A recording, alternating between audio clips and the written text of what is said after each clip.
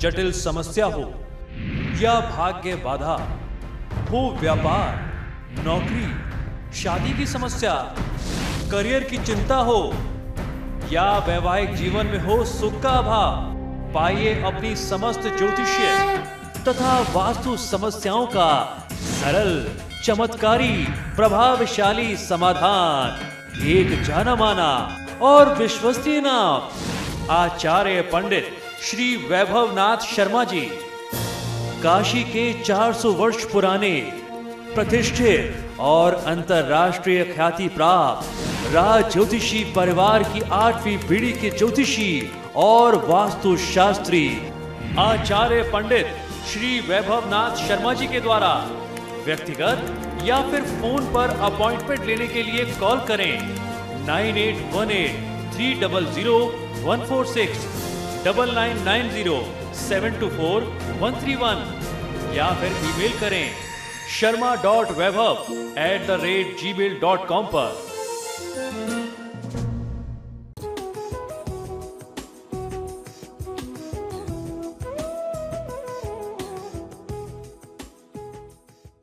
और ब्रेक के बाद एक बार फिर से आपका स्वागत है। चलिए अब आचार्य जी से जान लेते हैं आज का महा उपाय।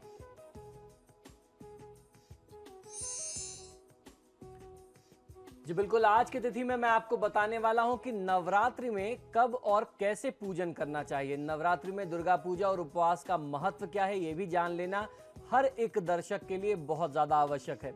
यूं तो वर्ष में 4 नवरात्रि आती है। 2 मुख्य नवरात्रि होती है, उसे बोलते हैं चैत्र और आश्विन मास की, और उसके अलावा 2 नवरात्रियां जो होती हैं वो गुप्त होती हैं। इनमें भी चैत्र नवरात्रि की अपनी विशिष्टता जो है वो बहुत ज़्यादा होती है। इसकी विशिष्टता के कारण ही इस अवधि में सूक्ष्म वातावरण में दिव्य हलचलों का होना ही है, यही इसकी बहुत ज़्यादा विशेषता है। यह चैत्र, आषाढ़, अश्विन और माघ की शुक्ल प्रतिपदा से नवमी तक 9 दिनों तक चलने वाली 4 नवरात्रियां होती हैं, परंतु प्रसिद्धि में चैत्र और अश्विन की नवरात्रि ही सबसे ज्यादा प्रमुख मानी जाती है। इनमें भी देवी भक्त अश्विन माह की नवरात्रि बहुत ज्यादा करते हैं। इनको यथाक्रम वासंतिक और शारदीय नवरात्र भी कहा जाता है। इनका आरंभ चैत्र और आश्विन शुक्ल प्रतिपदा को हो जाता है, अतः यह प्रतिपदा जो है वह सम्मुखी शुभ होती है, ऐसा हमारे धर्मशास्त्रों का मत है। नवरात्रि के आरंभ में अमावस्या युक्त प्रतिपदा अच्छी नहीं होती, ऐसा हमारा धर्मशास्त्र कहता है।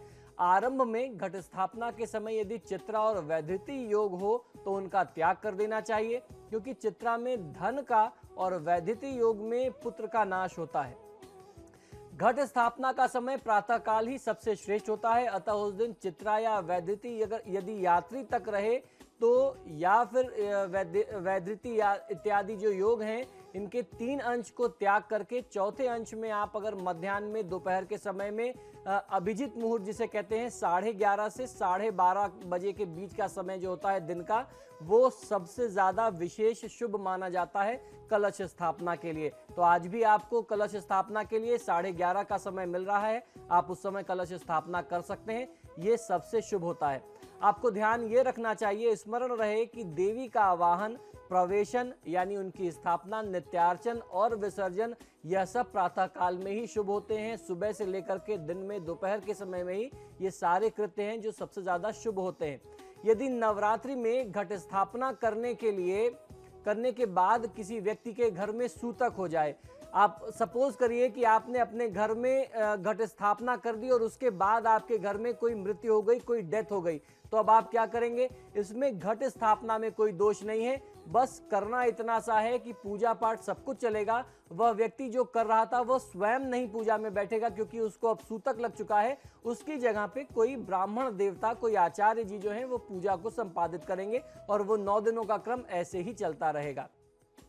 नवरात्रि में किए जाने वाले प्रयोग कौन कौन से होते हैं, आइए ये भी जान लेते हैं। नवरात्रि में किए जाने वाले प्रयोग हैं, प्रयोग को प्रारंभ करने से पहले किसी भी व्यक्ति को सुगंध युक्त तेल से मंगल स्नान करके नित्यकर्म करना चाहिए और स्थिर शांति के साथ पवित्र स्थान में शुभ मृत्तिका की वेदी बनाएं, यानी शुभ मिट्टी की आपको वेदी बनानी है।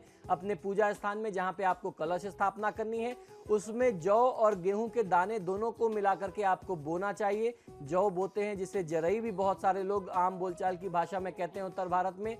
वहीं सोने, चांदी, तांबे या मिट्टी के पात्र में कलश को यथाविधि आपको स्थापन करना है और इनको स्थापित करने के बाद गणेश आदि का पूजन करना है, पुण्याहन करना है और पुण्यावाचन करने के बाद देवी या देव के समीप शुभासन पर पूर्व या उत्तर दिशा की ओर बैठ करके मम महामाया भगवती वा मायाधिपति भगवत प्रीतये आयुर्बल वित्त रोगादि समाद समयादि प्राप्तये वा नवरात्रि व्रत महम करिष्ये, इसका उच्चारण करके, इसका वाचन करके आपको नवरात्रि के व्रत का संकल्प लेना चाहिए।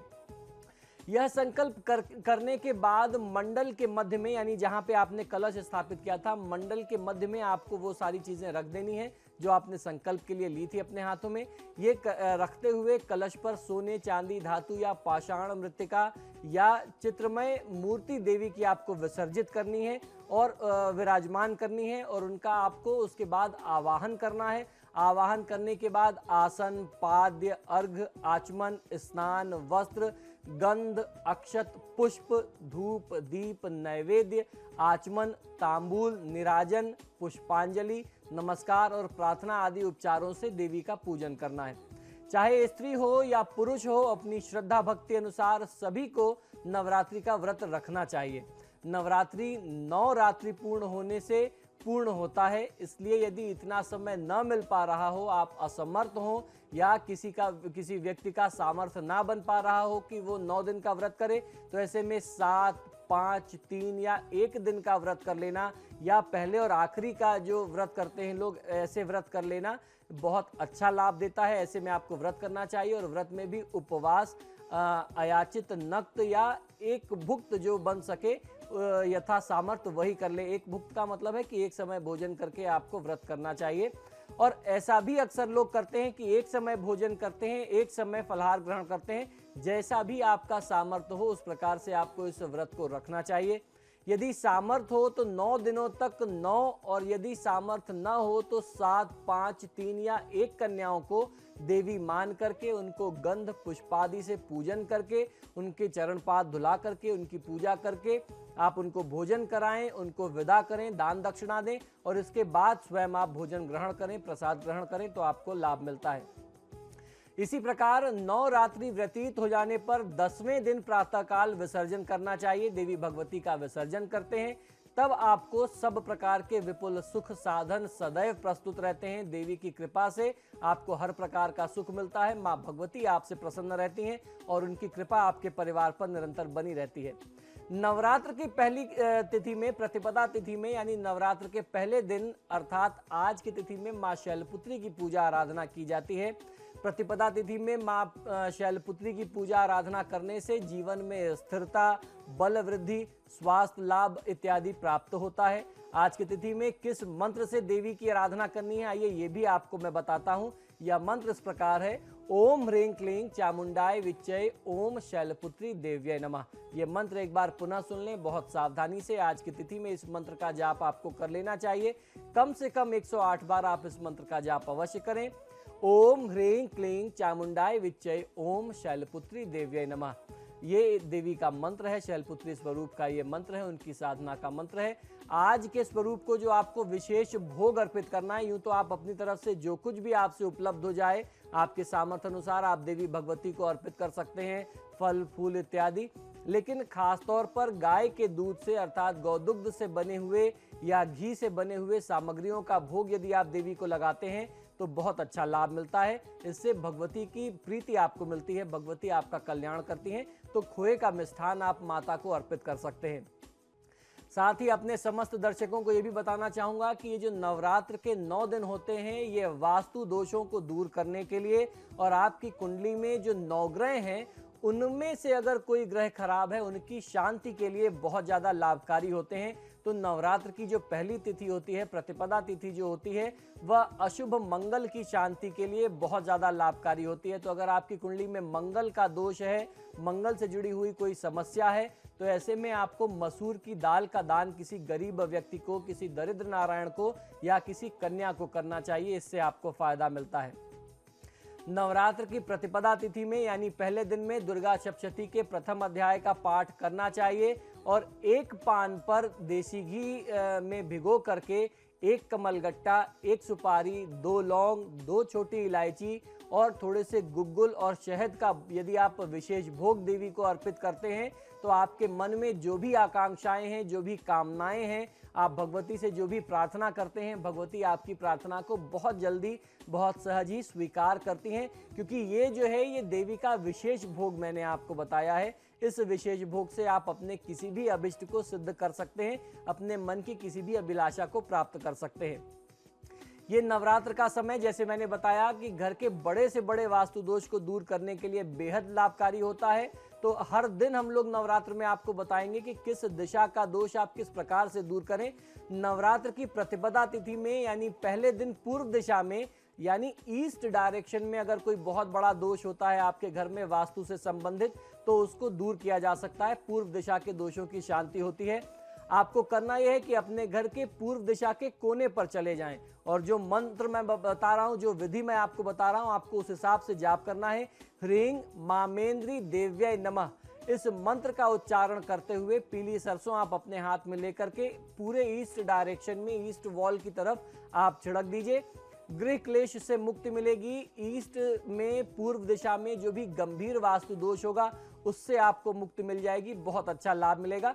मंत्र एक बार पुनः समझ लीजिए। मंत्र है ह्रीं मामेंद्री देव्याय नमः। आपको करना यह है कि थोड़ी सी पीली सरसों लेनी है और इस मंत्र को बोलते हुए छिड़क देना है। कोई जाप नहीं करना, कोई वहां बैठ के पूजा नहीं करनी, बस ये बोलते हुए ईस्ट डायरेक्शन में पूर्व दिशा में पीली सरसों आपको बिखेर देनी है। इतना कर लेने मात्र से ही आपके घर का पूर्व दिशा से जुड़ा हुआ जो भी वास्तु दोष है वह तत्काल दूर हो जाएगा। तो हमारे आज के कार्यक्रम में फिलहाल इतना ही। दर्शकों, एक बार फिर से आप सभी को नव संवत्सर और साथ ही साथ नवरात्र की बहुत बहुत बधाई। पंडित जी, आपका भी बहुत बहुत शुक्रिया हमें स्टूडियो में आने के लिए। धन्यवाद। तो आपके सितारे में फिलहाल इतना ही, लेकिन खबरों के लिए देखते रहिए समाचार प्लस। नमस्कार।